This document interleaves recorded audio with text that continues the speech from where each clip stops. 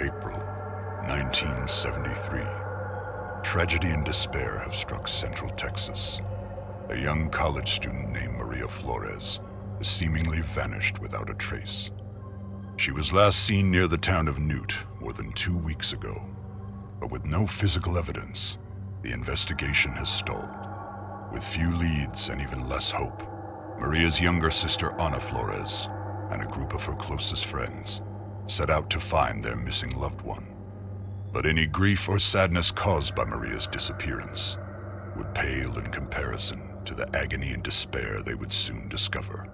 What awaited this group of youths was a nightmare beyond belief. The events surrounding Maria's disappearance would be just one of the many bizarre crimes later known as the Texas Chainsaw Massacre.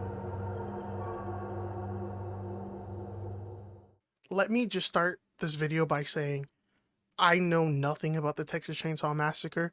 I've only seen the Netflix remake, which was terrible. The kills were pretty good, but the movie itself was not that good. The story was whatever. Ron, what are you doing? Try anything and you're canceled, bro. Having played this game and having experiencing it, I decided to go back and watch the 1974 movie with a bunch of friends. And I just have to say, the little details in this game are really, really good. There's a scene in the main house where they have this wall filled of skeletons of animals and stuff. Just these skulls on this red background painting thing, or this red background. And they have that exact spot. The kitchen looks really good. The characters look really good. When you go and you're running into rooms and they have these bones coming down in the game that if you run to, they make noise and alert the family members.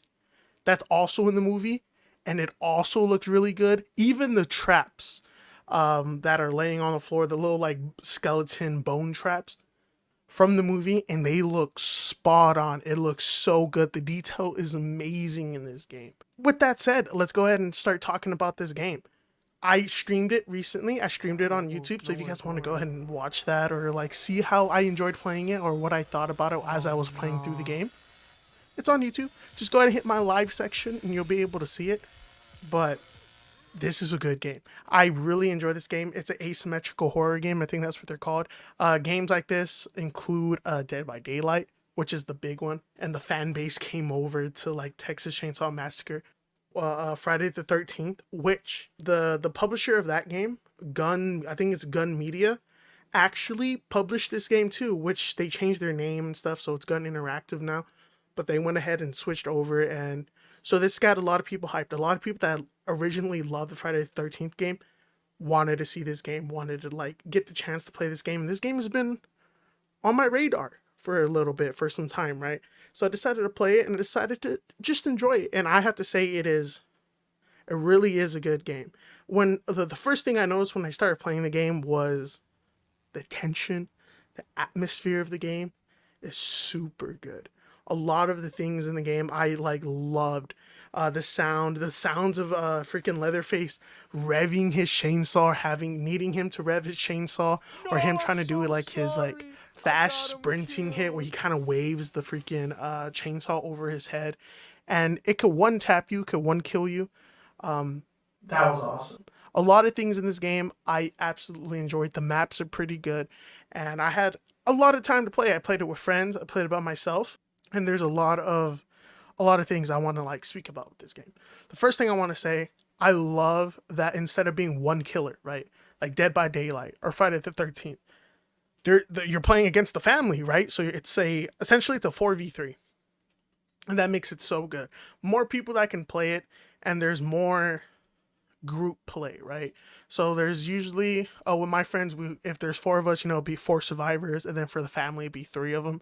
The dynamic of the game changes a lot depending on how organized these teams are. So if you have groups that come in and they really know the game, or let's say the survivors really know the map, they can escape honestly pretty fast. They can escape honestly within 5 minutes of the game starting. The same thing with the family. They could probably get everyone down within 5 minutes. and there's like little mechanics that help out each of them, right? So the survivors have to find lock picks and then make it out through the top. The family can like stop them by putting on generators on the doors, locking fuse boxes down, locking the doors down, putting padlocks on everything. And there's Grandpa. Grandpa is, they call him the original serial killer of the family, but basically every time they get a kill or they find like little areas where there's just like a blood, it's like a blood pit thing, and you go over there and you grab it and you can feed it to Grandpa. He levels up, but as he levels up, he makes the family stronger. So it puts the survivors against time, right?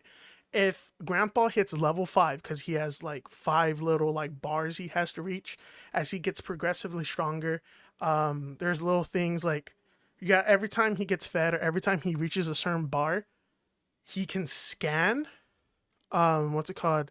He'll scan the map, and if you're moving during this time, they come after you, right? They can see you, they can spot you through the walls, they can spot you wherever you are. And as it keeps going, once I believe he gets to his 3rd bar, you can't hide in the shadows anymore. And basically what that means is a lot of the survivors, if you are good enough where you can camp in, like, you find a little dark area and you sit in the dark area, they can pass by you and they won't even notice you're there, just because of how like the system works. But once they hit that level 3 bar, they can find you anytime, like literally anytime. Like they can walk by and they can see you. Sometimes they can even see you in bushes and trees and stuff, and that makes it so much better. But once Grandpa reaches level 5, there is a scan, I believe, every like 30 seconds to a minute, where he just, you can't hide anyhow. Even if you were to hide in a bush or you were like to hide in the shadows or do anything, he'll find you. Once he hits level 5, there is no escape, and they say like, no matter what, Grandpa's gonna find you. So it gives us, like I said, like the time against them, and you have to kind of go over. A lot of the things in this game is noise based. When you're picking up picks, when you're going up and you're trying to get the bone, the little like the knife thing, when you like tear open a bone, they produce sound, and basically those sounds are what alert the family members to you. And there's characters like Connie and I believe Julie, where if you get them to a certain level, I believe it's their stealth meter or something, but once you get them to a certain level, they can spam their buttons, and that bar wouldn't, like, they will make no sound whatsoever. So it's even easier for them to escape. They also have different things. It reminds me of Dead by Daylight, where some characters can interact with things. Let's say I get a lock pick. It will show me every single door in the basement that I can go and like get out. And that's another thing I want to talk about. The basement. DBD and Friday the 13th are really big and open games with small buildings, right? This game starts in the basement, and the basement is so very tight. It's super closed. It's so claustrophobic. The basement's awesome. Being able to escape from it and then getting up to the surface where the map becomes way larger and you get more escapes, right? I believe there's about 3-4 different escapes you can try out, so you're not locked to one, right? Like, let's say I played games where the family would camp each door, or they will turn on the generator and then camp the door with the generator so people can't get through. And there's a lot of that. And like, it's nice to know that there's other areas, other things you can do to escape, such as like the fuse box. You find a fuse, you can open the basement and run through the basement. And that's timed. There's also the valve handle where you like set pressure on this valve and you can escape when it opens. This game is just so fun and so open and different.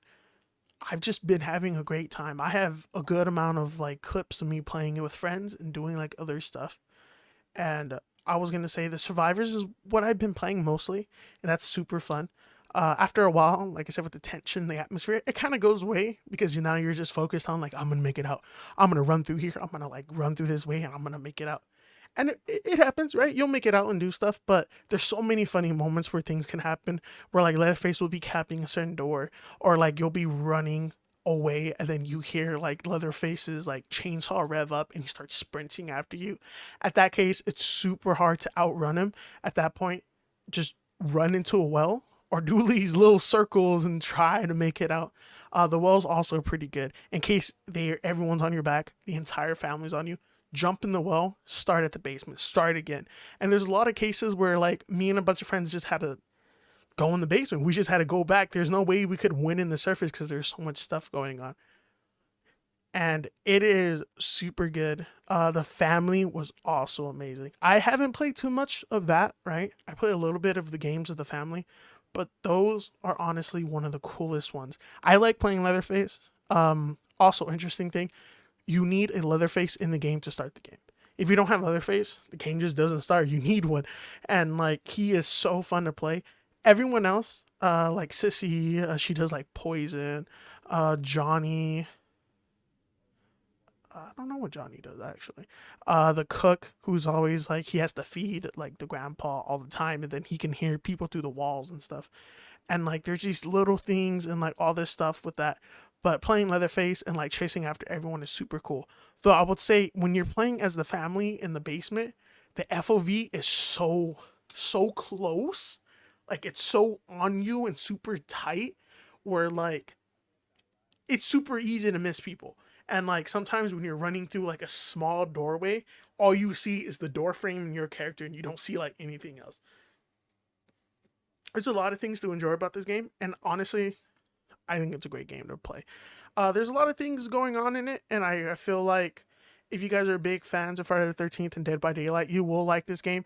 Obviously, if you're a big like Dead by Daylight fan, you might not like this as much as most people because there's a lot of like changes and a lot of things are different, and there's just not a lot of stuff to use to get away. Like I know when you're in Dead by Daylight, you could drop the pallet and like have that happen and go through it. Well, it's not the case with this one. You could jump through like this little obstacle, which is like this little box, and then once you get through it, Leatherface destroys it. It's game over. Like there's no more of those, and he can chase you through hallways and stuff. Honestly, I think that's everything. Everything I wanted to talk about. But on it, if you guys are looking to play this game, I would totally recommend getting it on the Game Pass because the Game Pass is about 15 or now $10 if you have the if you just want to get on PC. $10 if you're on console. I think it's about $15.99, and it comes included with the game. I played this game day one. That's awesome. But yeah, I honestly, if you guys are thinking about playing this game, you guys want like a little thing about it, I think it's about like a 7.5 out of 10, to be honest. Um, I also want to say I have switched over to YouTube streaming just to make it a bit easier when I upload and do stuff. So like for example, if I talk about this and you guys are like, "Oh, that's pretty interesting. I want to see you play it." It's already on the channel. Just go ahead and click YouTube, hop on, and you'll see a bunch of stuff with that. You can see all the live streams. You can see everything on that.